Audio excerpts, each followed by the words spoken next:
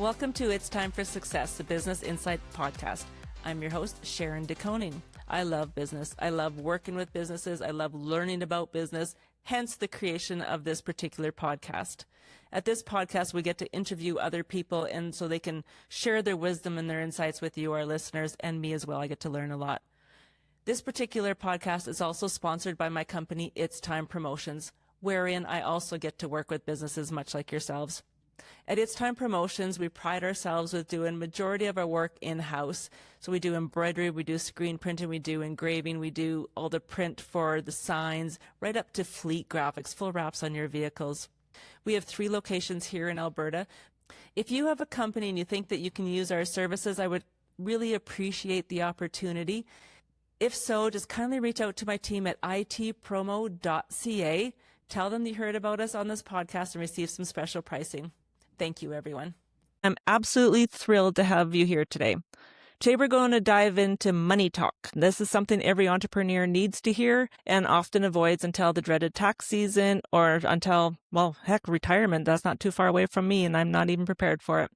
Joining us is the brilliant Melanie Cheek, financial advisor who specializes in helping entrepreneurs orchestrate their wealth and, well, pay less tax. So if you're an entrepreneur, you will want to get a pen and paper for this session. Welcome, Melanie. Thank you for joining us today. Thank you. I'm honored to be invited, truly. Really enjoyed our pre-podcast chat and discovered there's a lot of similarities in how we grew up and our generation in terms of learning about money or not.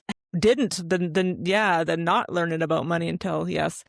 Okay, let's just tell our listeners a little bit about yourself, if you could, please, Melanie. Okay. So this is my second business as an entrepreneur. I've been a financial advisor since 2013, and I'd always wanted to learn how to manage my money because, as I was mentioning to Sharon, growing up in a small community, small farm, and that's so common in Alberta that our parents may not have learned how to manage their money on the farm or even in the cities. And so as children, we don't learn that either. And quite often we're out of the house at age of 18, at least it was in my generation. You go to the bigger center for a job. And so I very quickly got into credit card debt because I didn't understand the interest and how quickly that compound interest, how quickly it accumulates. So I got myself into a lot of trouble in the first 5 years. And then I didn't get any training. There's nothing in the schools. And as financial advisors talk about that a lot. I was talking to 2 teachers the other day who mentioned the same thing. Their schools are still not addressing the financial education. So fast forward, I was a single mom for a number of years, again, not managing my money and worrying myself pretty sick. And it took a crisis to actually waking up in the middle of the night with panic attacks and going, something needs to change. But I must have been a prayer that I put out there.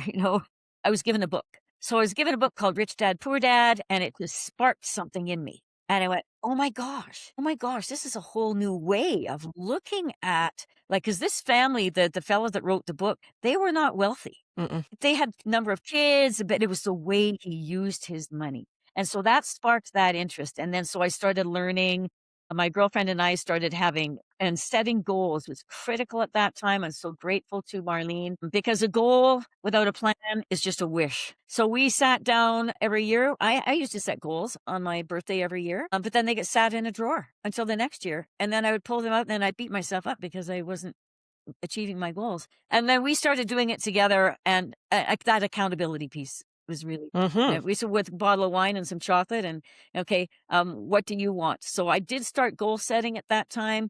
And I remember I had a little sticky note on it that said, piano, car, computer, house, those 4 things, and then set, but it still took me years. It was not until I was in my 50s that I was introduced to somebody that could actually teach me. I had the desire, but the opportunity didn't present itself. I had a business. I had a music business for 14 years, but I did not know how to manage the money side of that very well. Like I say, I wouldn't have traded that experience, but I was still working part-time to subsidize that business. It's not a great place to be. So in my late 50s, it's never too late. It's never too late to start, Sharon. So jumping in, and the lifelong learning piece is really critical for an entrepreneur as well. So I was given the opportunity to be trained with London Life, now Canada Life, and started graduate learning about life insurance, but actually learning about how to manage my money, learning how to invest my money and invest in myself. And so I am now in a much better position, but I didn't think about retirement way back then. It was too far away in my 30s. And I think, but now what I've learned is that mindset is we need to teach other people. We need to teach the 30 We need to somethings teach. to how to think differently about money. So that's where I come from now, is that watch how you talk about money. But what's your mindset around money, and delve into your past, like the worry and the want from being a farmer. The original entrepreneurs in this country. It was worry and want. And we did hear about money, but it was always negative. So where are you coming from in terms of your money? I often in my presentations talk about, well, sure, change your mindset. Sure, how do you change your talk? Well, there's one main phrase that I have stricken out of my vocabulary for the last 10 years. Ooh. And that's called, I can't afford that. Ooh, I love it. Don't So it's no ever- longer in your vocabulary. It's gone. Don't ever again say, I can't afford that, because you are setting yourself up for that truth. Because your brain just grabs that. It grabs and it, morphs it. and it's really not the truth, because you're choosing to spend your money You're on choosing. something else. So acknowledge that you're controlling your money. You're the one that's choosing where to spend it. So, be honest. I'm choosing to spend my money on this instead of this. And so you can afford it. You can afford it. It might put you in too much debt, but you're choosing. You're making a choice. You are making a choice in every step of your life. And then the second word that I've changed in my life was the word budget. It felt like a diet, like going on a diet, which means you're denying yourself something. So what happens when you're on a diet and maybe you get a little bit down and you say, oh, you know what, I'm gonna have that ice cream and chocolate. I deserve it because, I've just worked really hard for this. Well, so that word budget, that's what it means to me, is that it's more of a negative view on it. Other people don't have that same attitude towards it, but I do. So I changed. So I changed it to spending plan. Okay. Okay. So you have to have plan B for that. Okay. Spending plan. It's a spending. You are spending your money. So be conscious of where you're spending your money. That's the one thing. Like, you have to have money coming in. So yes, making sure that your business is profitable. So you have to have money. And that's a whole other conversation, maybe later on in this podcast. But the other piece of it is, and I do have a spreadsheet. I love spreadsheets.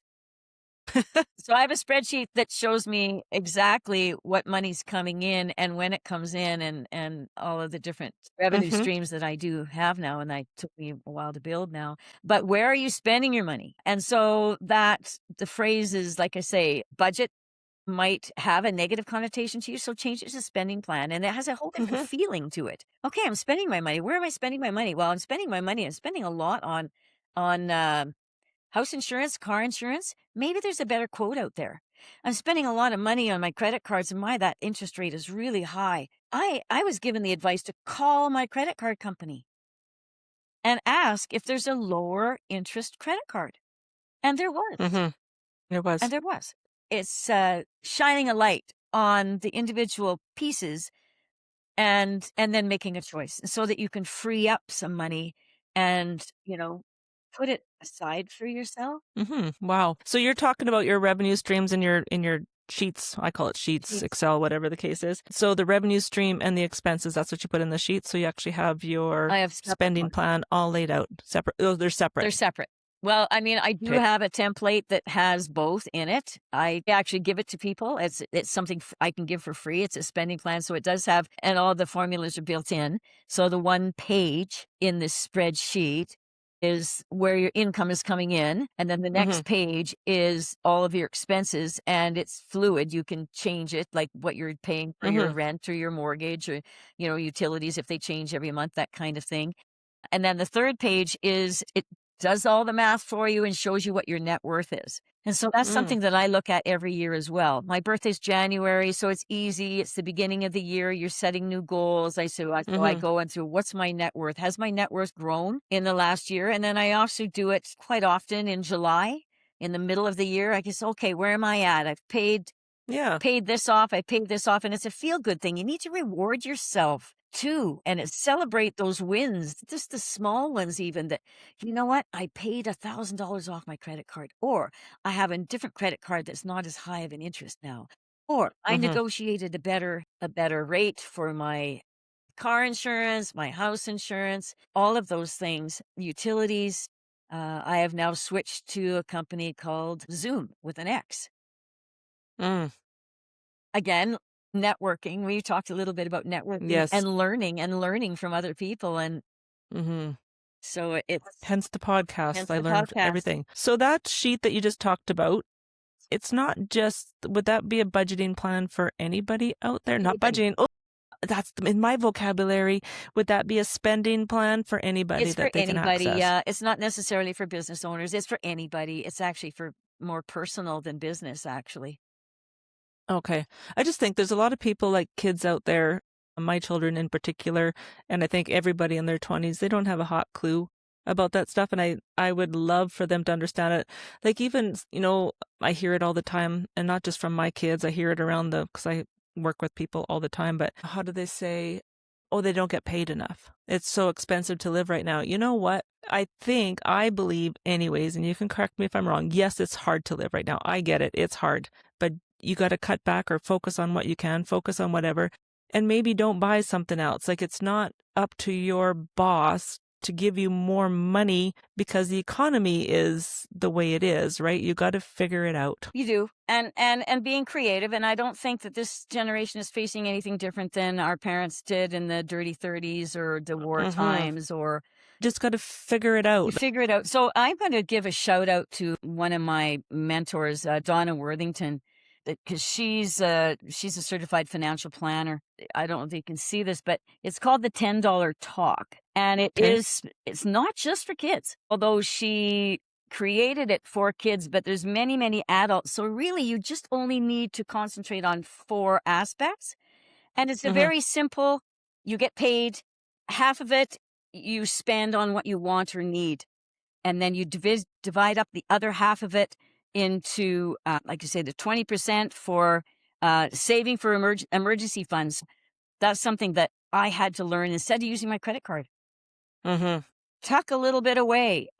And then the other 20% for investing. How are you investing? It might be a simple savings account in a bank when you're starting at 16. Sure. There's daily interest savings accounts now. And then 10% to give away to charity. Yes. And so what I've done for a young man in Millet here where I live.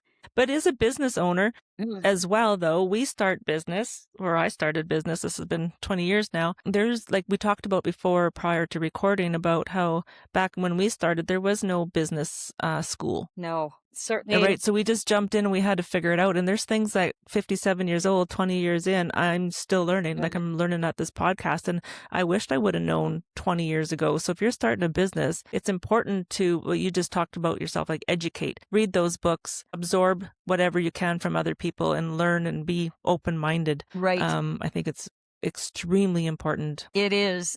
And I think, well, what I was mentioning before about planning, like my first business, I jumped into it. And then it wasn't until 3 or 4 years later that someone said, well, asked, actually it was a bank, when I wanted to be a credit card merchant, do you have a business plan?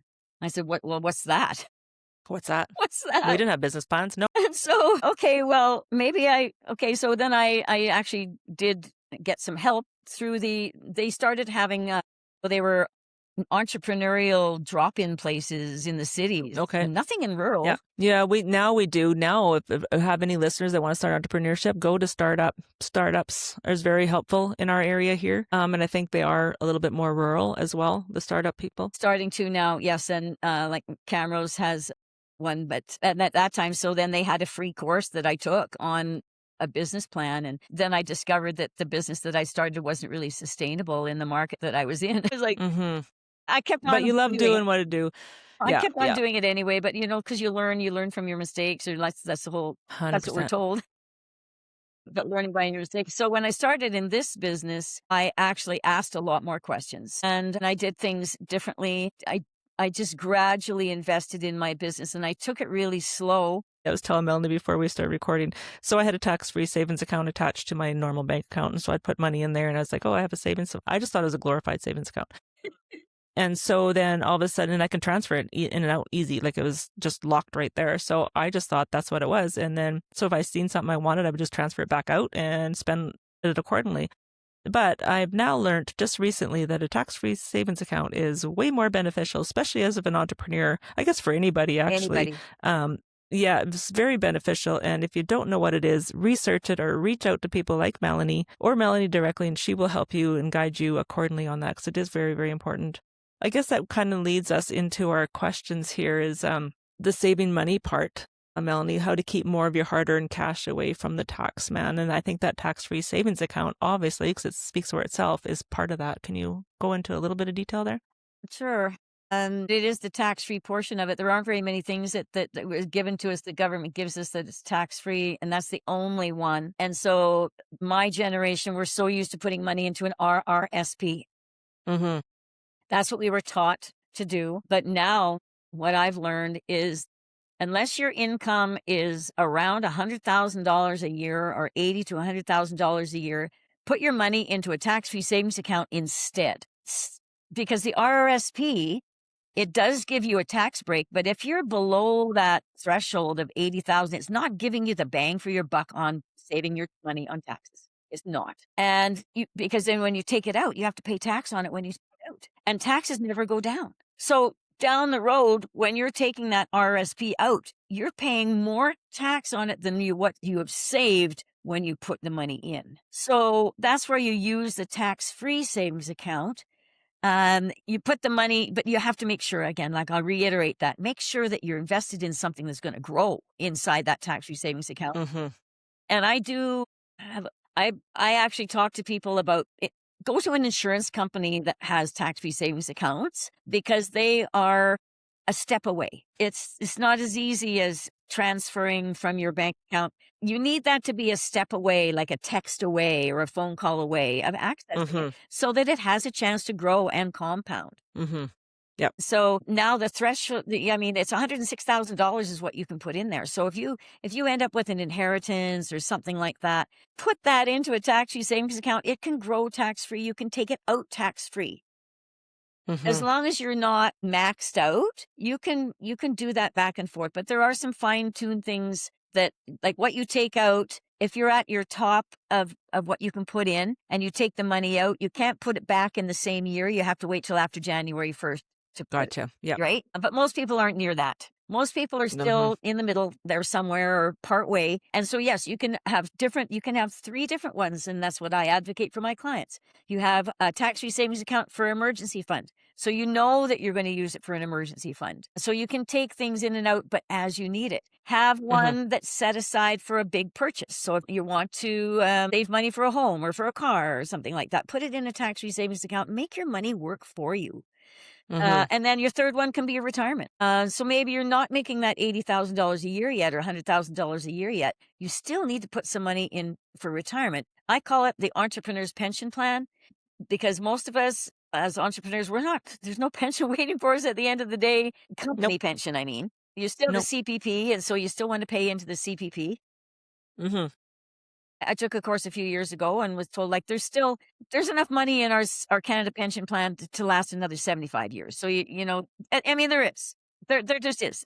They got smart, and there's a whole board of people that direct and are investing that money, and it has grown. So I don't know where this idea came that they're going to run out. Yeah, I was told when I go to retire, it's not going to be there when I was like in my 30s. That's not true. That is not true at all. So anyway, we were talking about the tax man. Look at how you can save money on your income tax as an entrepreneur. Make sure that you understand what your deductions are. Many people are working out of their home now. And I learned this early from my bookkeeper accountant friend because I did all my own. And that's another a thing that you do in the early years, but it was a mistake because I was staying up till 2:00 in the morning to do my books. And then I would spend money paying for an accountant to go over it and learn from that. And what I learned from that is that the percentage of your utilities, you're spending everything. Like I use my office, and I have a home office, and I use my dining room to meet clients. So I can deduct, I think it's 12% of my whole household expenses, even down to the plants that I buy for the front of my yard. That is Right. curb appeal. There are people coming into my home, the lawn maintenance, and like I say, utilities, the interest on your mortgage, your vehicle, track your mileage. It's only $80 a year to pay for Mile IQ. It's so easy. So you're driving somewhere personally, okay, that was a personal trip. You're driving somewhere for business, you swipe it to the right. Simplify your life by having an app like that. And then take advantage when it's there. Yeah. Take advantage of it. Yeah. Like we Yeah. pay through our teeth taxes. Like Yes, we do. absolutely. I have a story about RRSP because I did what I was told because I'm from that generation. I put money into an RRSP, and I know we're going to talk about it here coming up about retirement plans and things, how different ways of investing. So one of my investments is we bought a condo and we have it as an Airbnb. So I didn't have the down payment for it. Well, I did because I have it on RRSPs. I pulled it out. My God, like what are you talking about? Like so much taxes. And I thought I was doing the right thing by putting that there. And my accountant says, well, no, it's called retirement for a reason. Yes. So probably whatever. 30%, you pay 30% tax on that. Plus I had to pay it before. Anyways, like it was an atrocious amount. And I was so heartbroken and discouraged. So if I would have had that tax-free savings account, I wouldn't have had to pay the dreaded tax man.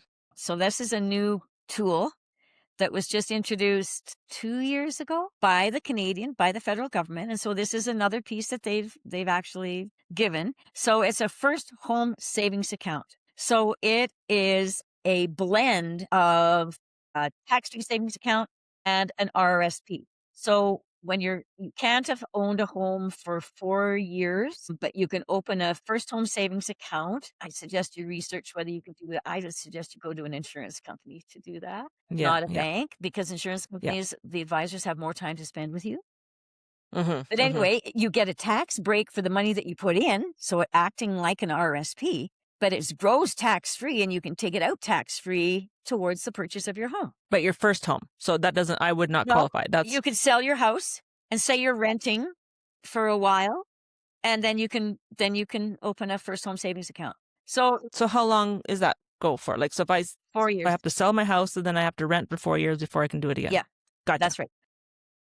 So it's another tool out there that's just been introduced in the last couple of years. That's good. We need help. We need help out there. Perfect. Okay, safety nets. That's our next topic. Protecting your family and your business if something goes wrong. How do we do a safety net? Well, my first go-to is life insurance. Even when I was a single mom and, working 2 jobs, it still was top of mind for me. Like, what happens if something happens to me? How are my children protected? And sorry, I'm from a big family. There would be no question that my family would step up, but I wouldn't want my children to go without money. And so my ex-husband was very accident prone and not very mindful of lifestyle. And so I put life insurance on him to protect me and my kids. And then I put life insurance on myself as well. Even the term insurance is very inexpensive, especially when you're young, you're in your 30s and 40s. It's very inexpensive for a term policy. You're renting that insurance, but you're also giving yourself some peace of mind. And then when you're in the position to be able to do it, buy a permanent policy. And this is something I teach. I teach Life Insurance 101. That no matter where you go, there are only 2 kinds of life insurance. There's term life insurance, like mortgage insurance. And don't buy mortgage insurance. Call me before you do. If you have mortgage insurance through your lender, call me. Yeah, I'll help you understand why it's not a good tool. So term life insurance for the what if something happens. And the permanent life insurance for when you pass away. But permanent life insurance is like an investment. It grows inside the policy. So it costs you a little bit more, but it's investing your money. So since we're talking about entrepreneurship and maybe you've decided to go into business with your cousin, or a family member. And yes, you have a partnership agreement, but have you funded that partnership agreement? Have you put a tool in place? So yes, you've decided that, oh, if one of you passes away, the other is going to run the business or blah, blah, blah, blah, blah. But hopefully what a lawyer will advise you when you do this partnership agreement is that, well, if one of you passes away, the other is all now in business with the spouse.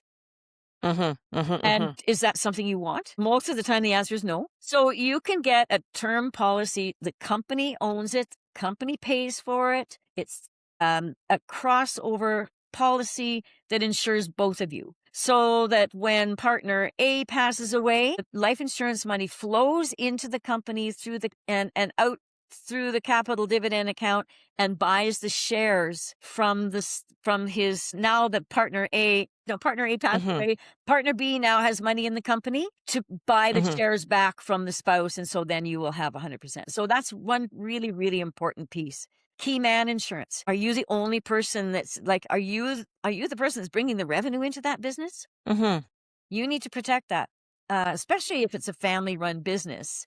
And you're the head of that family-run business. Your kids, you're guiding your children into the next generation. Well, what happens if you pass away and you're the key man? Yeah. So my company's a corporation, so I'm the sole. I don't know what the word is, but 100% share. You're the I guess, shareholder. whatever. You're the. That's it. Yeah. So what happens if I get hit by a bus? And there's no life insurance?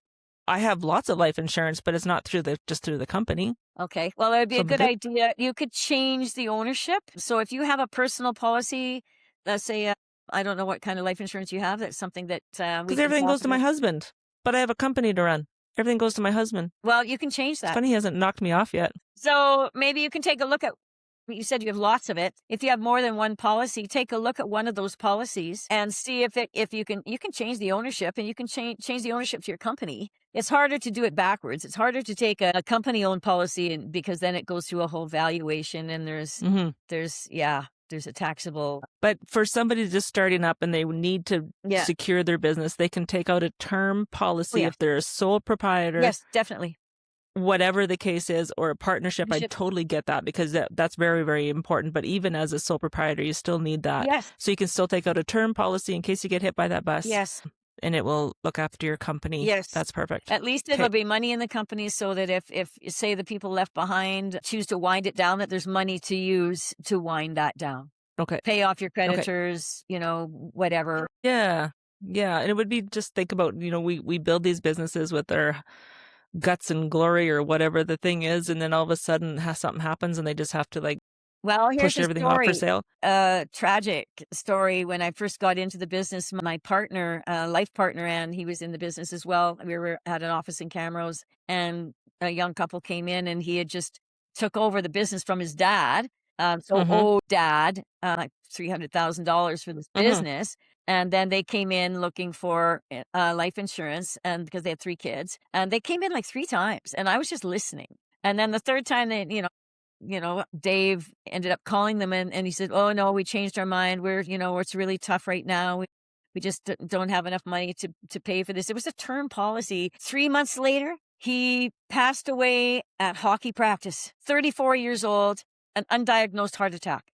So she's left with that debt. Most guys don't go to the doctor anyway. No. And especially in your 30s. Like, they just don't go, right? So undiagnosed heart attack, gone. You're larger than life at that age. Dad is so angry. Yeah.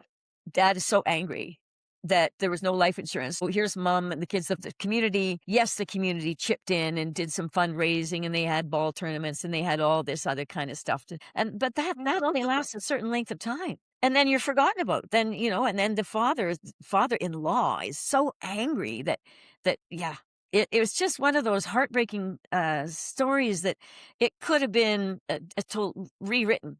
Spending $30 a month or something like that, or $40 a month for a term policy, just for the what if. Yeah, yeah. We think it's not going to happen to us, but look around you, it does happen to us, and there's a prime example. Yes, yeah. Okay, so we talked about term insurance or term policies for business and anybody in general, partnerships, and then, so now let's talk about breaking through. And I just kind of so as a business owner, sometimes we work. Yeah. Well, all of us do that. Yeah. And then guess what? You wake up and you're 57 years old and you're still working. So how do you, different avenues of breaking through, of getting through that scenario so you can get yourself set up for retirement? What are some steps, or what have you seen? Well, what I've seen and what I'm doing, like I am actually 72 and still working. Well, good for you. Yep. Yeah, because I still have a passion, but I'm actually starting to phase out. So my breakthrough was learning to hire other people, Mm-hmm. to Okay. delegate, so that I wasn't working 7 days a week. So that, the first step was a bookkeeper, so that I Yep. wasn't staying up to 100%. 2 or 3 o'clock in the morning, Yep. doing my books, and an accountant. Like I used to do my own taxes, but then I just got to the point where it was such a burden that, a friend of mine in networking, and we haven't talked about networking yet, but this Mm-hmm. networking that you do, very valuable. And I met Patty, and she was a friend, but then she became my accountant. It's the best money I've ever spent. Mm-hmm. And then through that same networking group, I met a woman and her husband in Calgary that have a virtual assistants, and they're right across Canada. And so my virtual assistant that I've had for like 5, 6 years lives in Ontario, but she handles all of the paperwork aspects that take me away from doing the more important parts of my business. So What would be those examples? examples, well, my clients is say, well, my address has changed, or I want to change the beneficiaries on my life insurance, or this is a tip about tax-free savings accounts. The ones that were started in 2009 didn't have a ability to name a successor holder, but now they do. And so if you're married or you're common law, your spouse should be your successor holder. So they can actually, if something happens to you, they can take the tax-free savings account intact and still let it go tax-free. If they're just named as a beneficiary, they get the cash, but not the advantage of the tax-free savings account. Okay. So those right. kinds of administrative things are my virtual assistant. We meet for 15 minutes every 2 weeks by Zoom. And we use Google. The technology is amazing. Yes. So I can upload things to Google Docs, and we have folders and whatever, the spreadsheets, and, to do the list. So the virtual assistant has been incredible. So now I can take 2 weeks. I took a month off last year. I went to Europe, and knowing that Christina, and now she has a Ethan who plugs in when, for when she needs him to, but I only pay Christina. She's paying Ethan. I know that they're managing whatever any of the emergency things, they're on it. I think for things like that, you have to take time. So I just learned clarity breaks. This is a new thing for me. And so I tried to, it's that mindset we talked about. You got to focus on it because it's really easy for me to not do it. It's not bred into me right away. But stuff like that, like if you have time, schedule down what you can hand off to somebody else. Yes, And often, like you talked about the bookkeeper. You can delegate. Yeah, delegate it too. Find out what you're doing in your business that needs to be delegated so you could either focus on business or take a trip to Europe, whatever the case may be. Whatever the case may be, yeah. Yeah, but just be mindful that a lot of times those people that you are delegating, they can do it better than you. Yes. Guaranteed that bookkeeper you hired is doing it better than you did. Well, and you're right. It's a matter of assessing what your strengths are. Mm-hmm. Your strengths probably are attracting your clients, because that's you light up when you talk about your business. Yep. But your strength may not be in the bookkeeping, and social media is another huge example of that, because that's not my forte. It's just I just get so important. Frustrated with all of that. Yeah. So I did hire somebody, on a monthly basis to do that. Mm-hmm. And now there are tools that you can do it yourself. But I tried that, and Hootsuite and all of those things that, you do this, do this. It's not modern. You're still doing it. You're still doing it. Yeah, I just don't. So social media is probably one of the most important aspects, I think, for depending on what your business is. For myself as a financial advisor, it's not so much. I do need to keep it. You need to keep, I think for you need to educate people. Yes. Right. Yes. That's the advantage for what you've got. It doesn't attract clients as much as it just gives me a presence out there and a platform to teach. But otherwise, then I'm building relationships, and I think with people and their money, they want to be one-on-one. Most of the time, before they move their money over, they want to get to know you. And that's right. Well, you got to have that trust. You got to have that. Okay. So we talked about how to do this, and a couple of things I kind of want to elaborate. So we talked about how hiring somebody, they probably know more than you, but when you're as an entrepreneur, we talked about how that person didn't have enough money for that term insurance. And it's hard. I'm not going to lie to you. You cannot afford these things off the get-go. Right. And sometimes it takes a while to get into the weeds to figure it out. Mm-hmm. But when you get to that avenue or when you want to take that plunge, I remember, this is a quick story. I'm going to try to elaborate this. Mm-hmm. So back in the day, I hired a business coach. His name is Jared Stanton. And I talk about very highly of him for good reasons. It's time, just bought their second location. And then all of a sudden the oil crashed. I mean, I had zero money. It's time was going to go down. Like I had people relying on me. I had a staff. I had one of my new team members just bought a house. Well, that house is literally up to me for her to be able to pay for her mortgage payments, right? So it's not just about its time. It's about what you've built and your community and your team. And it was very, very, very devastating. And I was listening to a book by Jen Sincero, and it says, "You are a badass." If you haven't listened to it, please do. Anyways, and in there, she said she got a business coach. I didn't even know what a business coach was. I had never heard of a business coach because it just kind of was starting to come out, and I couldn't afford it. I could not afford it at all. I reached out to him. I sent him, we had this conversation. We got to know each other, make sure we're a good fit. I invested in it when I knew I couldn't afford it. I just worked a lot harder and focused more, and I cut down expenses where I needed to cut down expenses.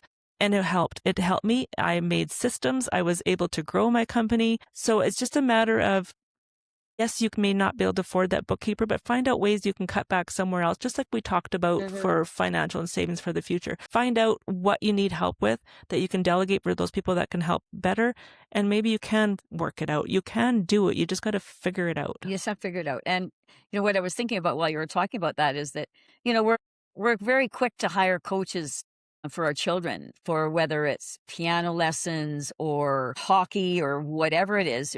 There's coaches. You're paying for gymnastics. You're paying for all of that. So why are we so reluctant to pay for a coach for our business?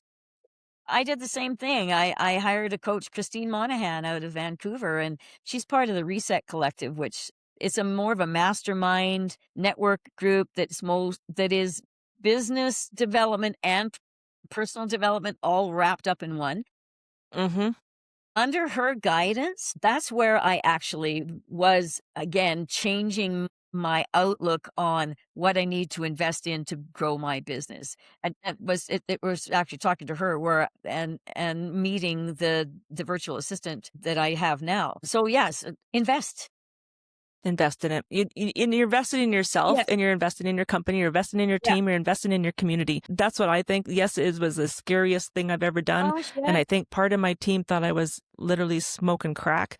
And my husband says, "Well, you don't need that." It's like, yeah, I do. Because, and as an entrepreneur, especially when you're in there, you're not sleeping, you're stressed till there's no, beyond stress. And you got so much stuff going on in your mind, but these business coaches or your life coach, whatever the case, they'll help you focus on something, tackle that, focus on the next one, one, because otherwise it's just everywhere up in your head and you can't get it out. And you have somebody in your corner. Yes, you do have somebody in your corner and somebody that you need to be accountable to. And I think that's a big piece as well, is that being accountable to ourselves is admirable.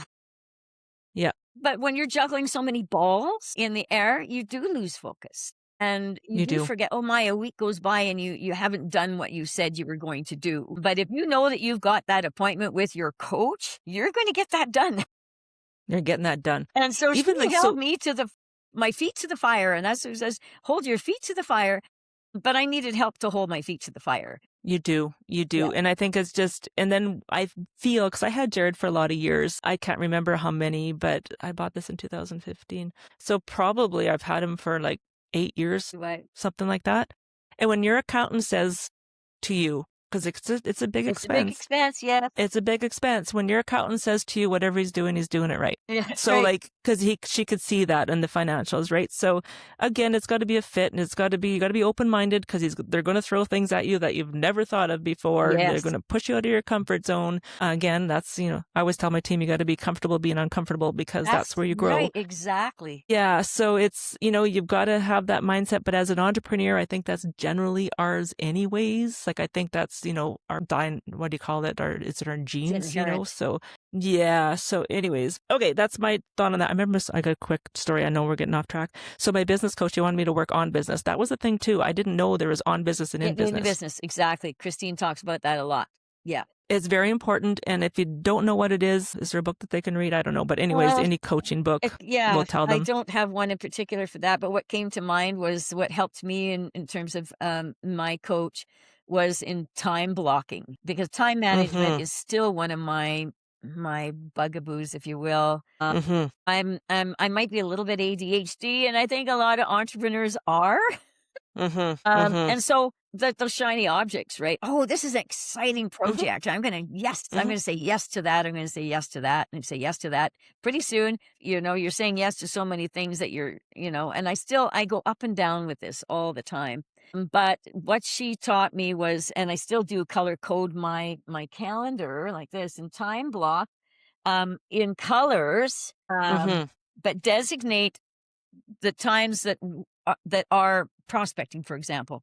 And it's not negotiable. It's a non-negotiable. Best it's on Mondays from 1 to 3. Don't make them too long. I think hers was like 90 minutes, because after that, then you get your enthusiasm wanes and you need to keep your energy up to be talking to people. So Monday it's 90 minutes, and then follow up on Tuesdays. And then my client meetings are usually Wednesday afternoons. And so time blocking like that. And I color code mine because at a glance, I can see in green, those are the client meetings. Do I Mm-hmm. have enough client meetings to sustain and to bring that That's right. revenue in?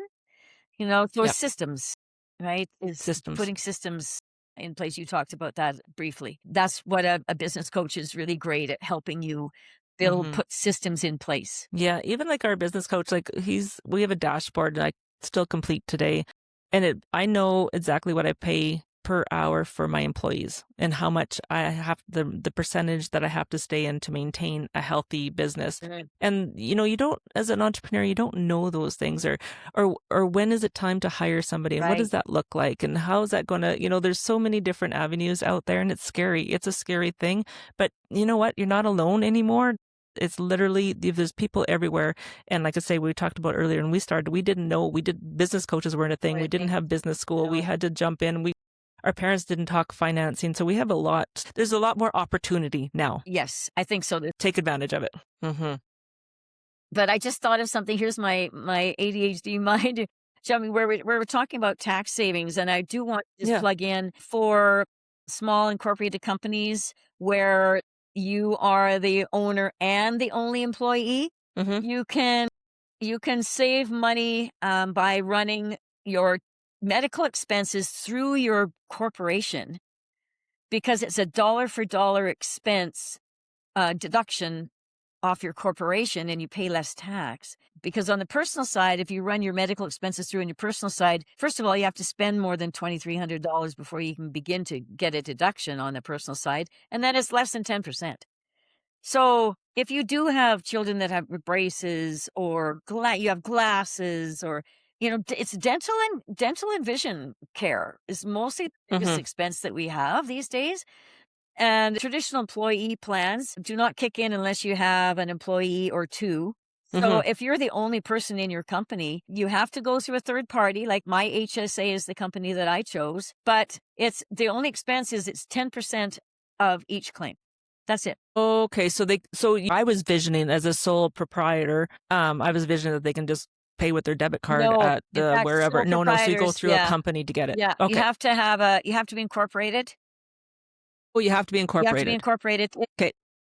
It was sole proprietors till 2019, and then CRA took that away. Of course they But did. so now, I mean, I know a lot of incorporated companies that they're the only employee, or they have one or two. And so if you want to keep your employees, the traditional plans are very expensive and they're very So limited, expensive.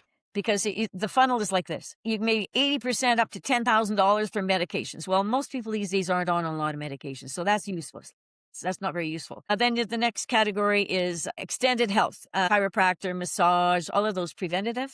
Mm-hmm. And then maybe your maximum is up to $500 a year. And then narrows down to maybe some dental, but you have to wait a year before it kicks in. And then it's only up to a maximum of $1,000. That doesn't go very far. And maybe no vision at all. So the traditional Yeah. plans they're not a fit for Right. small incorporated companies. So that's when But health yet, spending accounts are a totally different health model. spending accounts. Okay. Health spending accounts, Because a CRA approved, company. My HSA is based out of Calgary. I've been a broker for over 10 years. There's no startup fee. There's no monthly premiums. It's simply pay as you go. So you say you spend $10 on an eye exam out of your personal pocket, and then you upload the receipt to my HSA on your phone. They'll take $110.50 because it's just a 10% plus GST, $110.50 out of your corporate bank account, and then reimburse you personally for that original $100. So you're just moving money around, but then all of a sudden now you've got 100% deduction out of your company for that, and it's legitimate. A deduction out of and so you pay less tax because you got another deduction off of your annual income. So because as entrepreneurs in general, businesses, if you want to, I don't know, even because we're growing, so I'm always looking for the right people on our team. Mm-hmm. And one of the things we have, like, not have to, plus I want to have it, but we have a plan in place here at It's Time, and it's to give back to our team members who've been with us, and also to attract and, yes, of course, yes. So it's very, very important. So I think we have a team. I think our team is 15 people now, I think. Nice. So that wouldn't per se relate to us. That's more for the smaller. You could definitely take a look at it. I mean, it's a matter of, again, shining a light on what are you spending and what are you getting back for the dollar that you're putting in. What maybe it is for your employees, and it's talking to them. Is this plan beneficial, or are you still out of pocket? Yeah, because a lot of them, because like some of them, like say they have what do you call that when you don't breathe very good? Those inhalers. Yes. Anyways, but the plan, they literally run out of the plan in August. Yes, COPD, right. So you could take, so what do you just evaluate? How much are you spending a year on the whole plan per employee, divided between your employees? And is that, say it comes to, I don't know, I have no idea what you're paying. Me neither. I'm a bookkeeper. Oh my. Well, that's an easy question for your bookkeeper. What's the annual cost for this plan? Mm-hmm. And would the bookkeeper know? It would be the company. You'll get a report, a breakdown, we get reports of what the employees are spending and what they're running out of faster. And if it comes down to $2,000 per employee or $5,000 per employee per year, instead of you spending that $5,000 on that plan, and then the employees are running out, or they're not using it because doesn't fit their need. But you really have to do a forensic audit on this, right? It doesn't suit their need. Maybe that $5,000 can be given. Here's $5,000 for the year. You spend it on whatever, but you're not getting any more.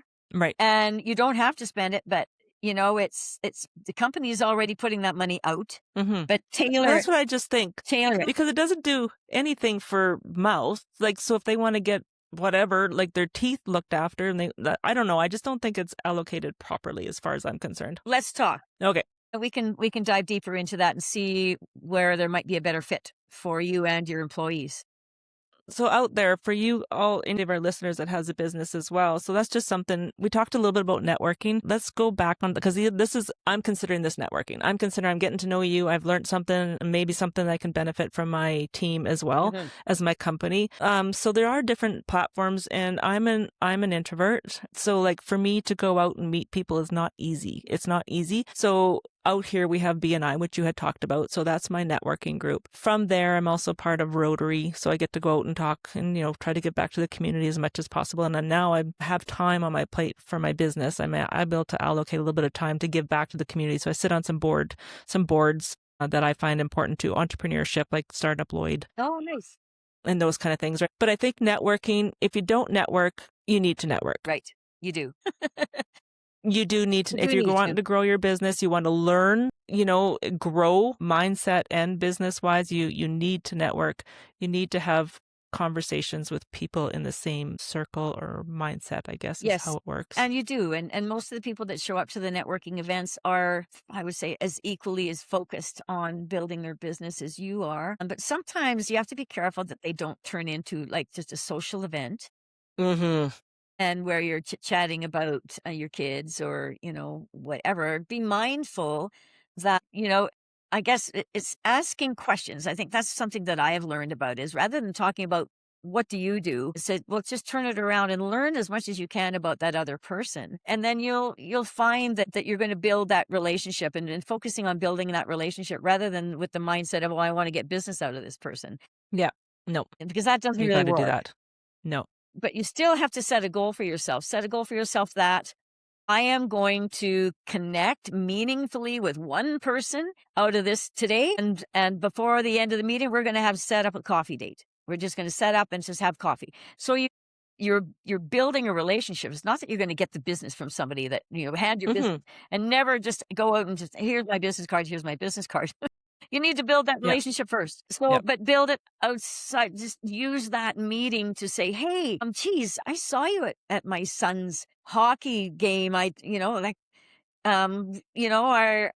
you be interested in going out for a coffee so we can just get to know each other a little bit better, about each other's businesses a little bit better, and then use it for that? And so set a goal for yourself. Maybe it's 1, maybe it's 3. You're going to come away with 3 really positive connections that you can build on later. So my customers, I'm going to call them customers, Yes. because I've been doing it for 20 years. Yeah. My mindset's not there yet. Yeah. But anyways, he's a recurring customer, and he come in, and I like to talk to my customers about what their pain points are and to see other ways I can help them, not just their promotional products. Yes, we can make some cool swag for you, but Right. we can do other things. So I asked them, and a lot of times right now, what I'm hearing is people are having trouble staffing. Like staffing's a big issue out here. And I think it's a global thing. But anyways, so I says, okay, so it's oil. So what requirements do they need? Class 1, if they have their tickets for hauling certain kind of fluid or whatever, it's great. If not, we can ticket them. We'll send them away. It's good. Okay, I'll put my radars out there, and I'm thinking. I was talking to my daughter, and she has a friend that I know, but they live in Saskatchewan, and he's not overly happy. And I went, and they got a young family. So I reached out to him. I says, so I have somebody that's looking to hire, and you might be a fit. I'll just introduce you to, and you guys can figure it out from there. So I introduced him. He's working there and loves his life. He moved his family out to us. Oh. And guess what? Because of that scenario, his wife now works for me. And she's a saint. So it's sometimes it's not, if you just do it from the heart. Yes. Does that make sense? You got to give, and it will come back. Yes. And that's why I love connecting people. It may not benefit me, but it does. It does. It does. It comes back 1,000-fold. Oh, you know what? I really think that movie that all the kids should be watching in school, even in the elementary grades, is called Pay It Forward. Yes. That's a phenomenal movie, even though it's so sad at the end, but the message that little boy, put out to the world. And I think our young people, maybe the parents are not involved in the community, because it really does come down to building your community. Yeah, so we talk about investment, put the money away from TFSA or RRSPs, but there are other ways as you're building your business. And we really want to touch on this before we sign off. There's other ways because life is fast, really fast.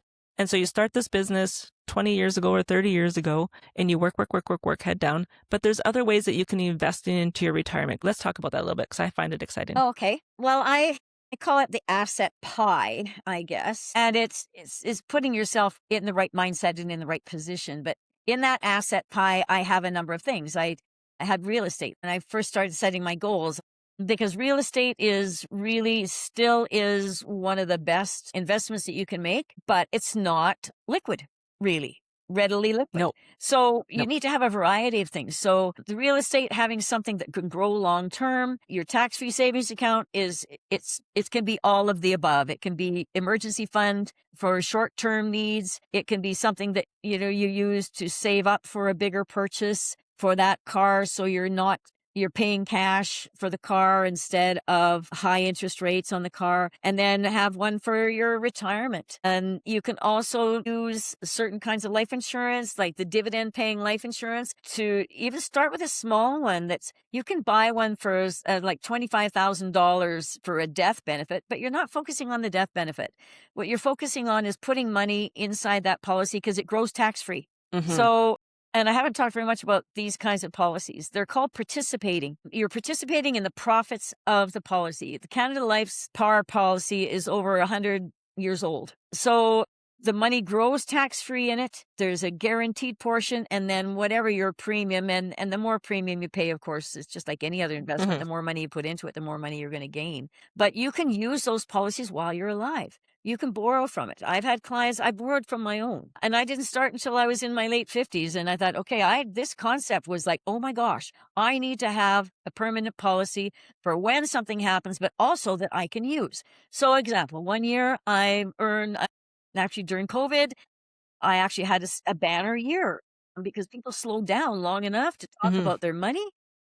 And so I had a great business year, and I didn't put enough money away for income tax. And I'm facing my income tax bill and going, shoot, where am I going to pull that money from? I'd already pulled from my tax-free savings account. I don't want to pull any more out of there. I thought, well, I've got some cash in my life insurance policy. So I liquidated the extra insurance that the dividends had bought, liquidated that down to where I started. That's okay. I still had some other growth in there, and I used it to pay my income tax. So it's a tool. It grew tax-free. I took it out tax-free. What was that called again? Participating life insurance policies. Participating. Mutual Canada Life has them, Sun Life, Manulife, Equitable Life, Empire Life. All the major insurance companies will sell participating life insurance policies. And they're permanent, participating. So it's diving into the finer details of life insurance. There are some that are not participating. So you have to ask, how can a participating life insurance policy fit into my portfolio and use it as a portfolio? It's an asset. It's now considered an asset. 10 years ago, we weren't allowed to call it an asset. But now we are. It's recognized as an asset. One thing that I started doing over here at It's Time Promotions is we've been buying, because we have 3 locations. So 2 of the locations we own, It's Time Promotions owns the buildings. So the one I've just recently put over to my numbered company for the building. And my hope is when I sell, if it's sellable, I have no idea how that all works. If I sell It's Time Promotions, they don't have to buy the building and the company. So then when I retire, hopefully I'll have a income come in from the buildings I own. Right. And then we're just working over this is the most expensive one here in Lloydminster. So we're slowly going to work that over to the numbered company as well, with the hopes that when I retire, then we have, money coming in from these buildings. So there are ways of doing that to focus on, I believe anyways. I wish though I would have thought about it years ago. Right. Same. And I know that one of the brokers in my network is actually teaching young people how to leverage the home that they have, and then, to buy another home and rent that other home out. And so using that revenue, because once you have that rental home, you can deduct again all of the expenses on that income. So you've got the income, you've got the expenses, and then you've got some profit at the end. But it's just structuring it in such a way that you're paying less tax. Right. And that's 100%. a big topic these days, is paying less tax. And so I'm learning from him. It's something that I wish I had known. God, if I had known this, I would have been able to, because I did flip houses. I flipped 2 houses. I was so blessed as a single mom. It was a time when you could assume somebody else's mortgage, because that's how I got my first house. I got my first house too. I couldn't afford it. I couldn't afford it. I was an entrepreneur. I was a self-employed, working part-time. Yeah, banks don't like self-employed entrepreneurs. Yep. Right, working part-time. I remember, so I worked in a law firm, and there was an accountant. The accountant was my boss's best friend, so he'd always come up, and I sat at the front counter. He said, Sharon, to me, he says, I think I was like pre-kids. I'm probably 19 years old, 20 years old maybe. He said, Sharon, if you ever want to get ahead in life, get into real estate. That's what he said to me. Yeah. And I remember thinking to myself, okay, you're an accountant and have lots of money. I'm literally 20 years old. I don't have a dime to my name. How in the heck am I supposed to get into real estate? But I remember thinking back now at 57, I wished I would have embraced it more or understood it. Like, again, nowadays, you guys have an opportunity to understand it. We didn't have those courses available to us. So please, if you have a house, if you want a house, there's a way to figure it out and do it. Especially in Alberta. Because people from BC and Ontario are coming in to Alberta and buying up our properties because they're recognizing that it's much more affordable here. We've only got 5% GST here, and not only courses to take, but people to talk to that can guide you. There are now the group that Keaton and they're running weekly, or actually maybe weekly and monthly meetings. They're coaching people for free on how to do this. And so that's a huge advantage thing to young people who have the right, again, it comes down to your mindset and and start with the end in mind, all of those things, and act as if. That's another phrase, that And act as even if, like for real estate too, like again, I didn't know there was people out there called mortgage brokers. right? I did not know Did not that, know that. but they are there and they will work with you. Yes. The one I know from my BNI group, her name is Joni, and she's remarkable. She's helped me. She helps my children. She helped everybody get a mortgage when their bank said no. Same with me, just recently. So, yep. So like reach out to, and they're going to work for you. It might take a year for you to get your mortgage. They're going to help you on me. So my same Yes. with Relda in my BNI group. So I have a beautiful home, but I became separated last year and was in this I had to buy him out of the house. Yep.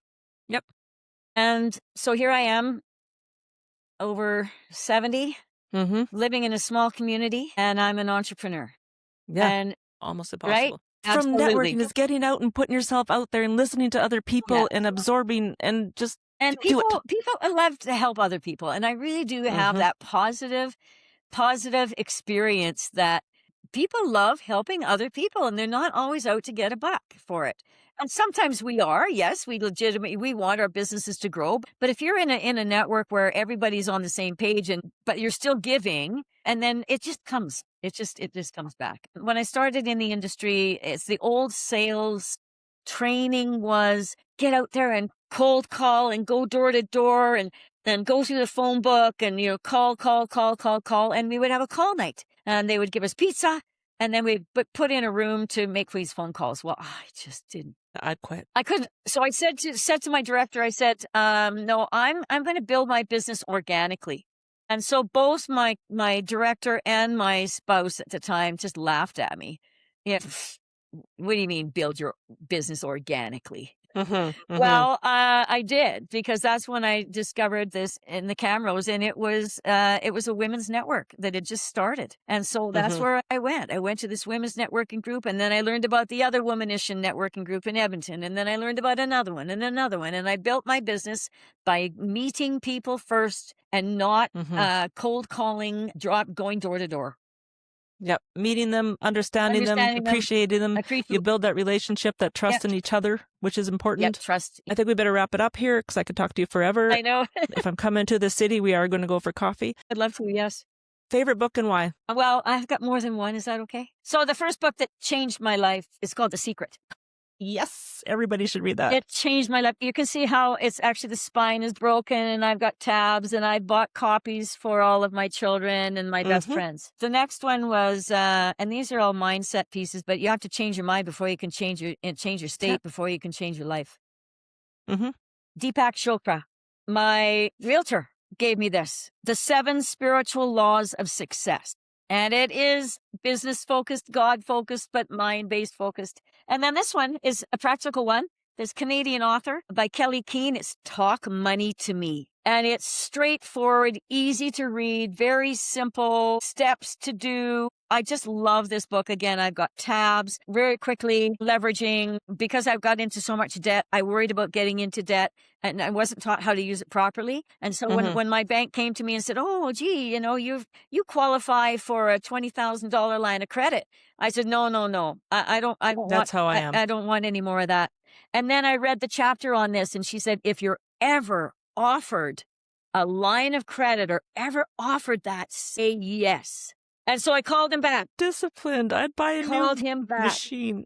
Okay. I called him back. I said, John, I've changed my mind. I don't have to use it, but it's there. So people like to see that. Creditors like to see that.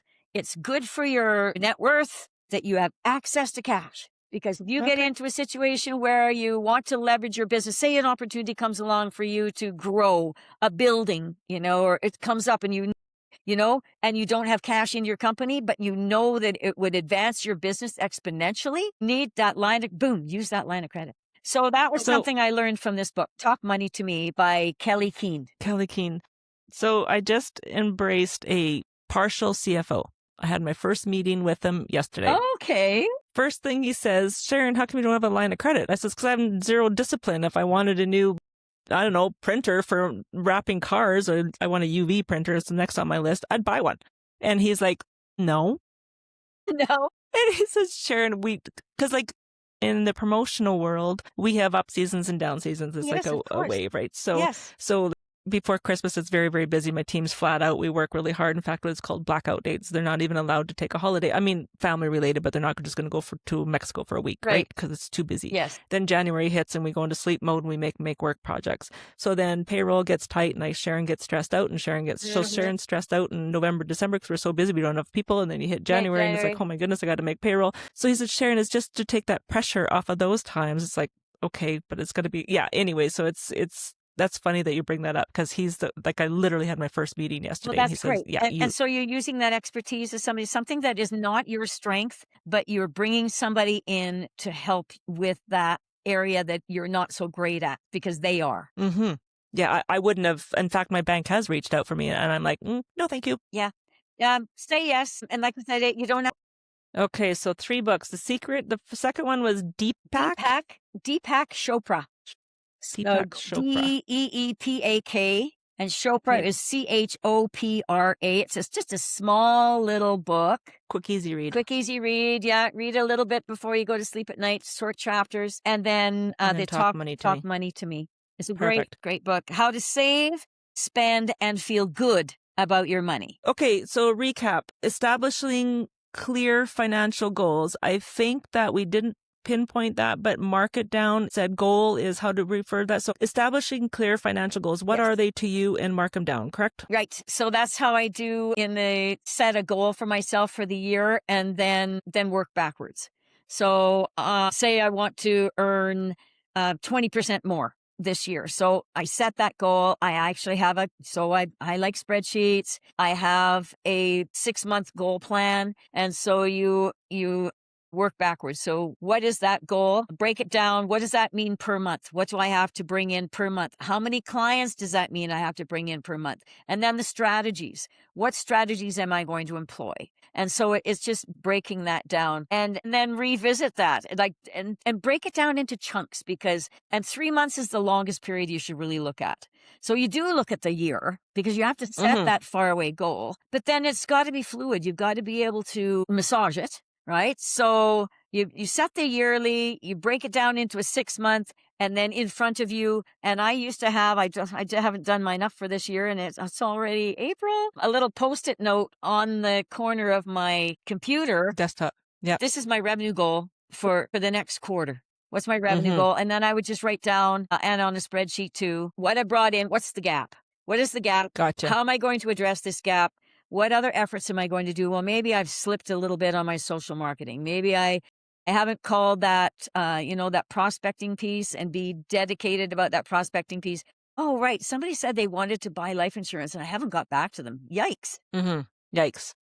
I was, so it is helpful to have a coach that's, you're accountable to. But you do have to do the work yourself and put those tools in place. You have to have goals. Otherwise, if you don't know where you're going, you don't know how to get there. So we talked about, we call it a default calendar, but create that calendar that you talked about or take time off to create those goals and those points underneath it. I believe that you have to dedicate on business for that. Well, you do. Yes. For our team here, we incorporated EOS. I don't know if you heard about EOS. It's Entrepreneurial Operating System. And it's much like what you talked about. Because again, as you're growing, for me, I have all these ideas in my head, but I can't get them out. But I need people in alignment with me. So my general manager sits on the board with me. Not a board. It's not really a board. I don't know what it is called. But we meet weekly. And my training person, my sales lead, my production lead, and we brainstorm, and it's based on quarterly and then weekly and also yearly, 3 years and 5 years. So we create what we call rocks together and focus points that we want to work on, and then we break it down individually. So it's because we have 14 people that we have to try to communicate everything to. So it helps this size for that kind of thing. But regardless, it sounds like the same darn thing. It does. Same thing. It does. It's the same thing. And I'm missing the word is escaping me right now that Christine always uses in terms of working backwards. And then with employees, it sounds like that they're going to buy into it because you're involving them in setting those goals and in achieving those goals. And so you get a buy-in, from people. I'm so fortunate. One of my girls has been with me since we opened the door. She was just out of high school. I was her first job. Wow. And then my other one, my general manager's been with me right out of college. These people have embraced, they run my company better than I do. Like, I'm very, very fortunate. Yeah, I'm very good. Okay. I think that's probably, are we good? Is there anything that we missed that you'd like to talk I about? don't think so. I think we've covered a lot. A lot, yes. There was a few points that I left that I had written down that I'm not going to bring up because we're like way over time here. So it might be worth another session down the road. But let's just tell our listeners how they can get a hold of you, because I think that if we've talked about anything that tweaked your interest, I think that you need to give Melanie a call, and she's your person to help you with those situations, guide you accordingly, or even refer, from her experience as well. Yeah. So how do they get a hold of you? My phone number, and I text. Text is a great way to reach me. 780-604-3711. I respond not 24/7, but that's an easy way to get in touch with me. Email will be, it's long. It's info@melaniecheekfinancial.com. You can go to my website, which is www.melaniecheekfinancial.com, or Facebook. You can message me, Facebook page, Melanie Cheek Financial. You can send me a message through Messenger.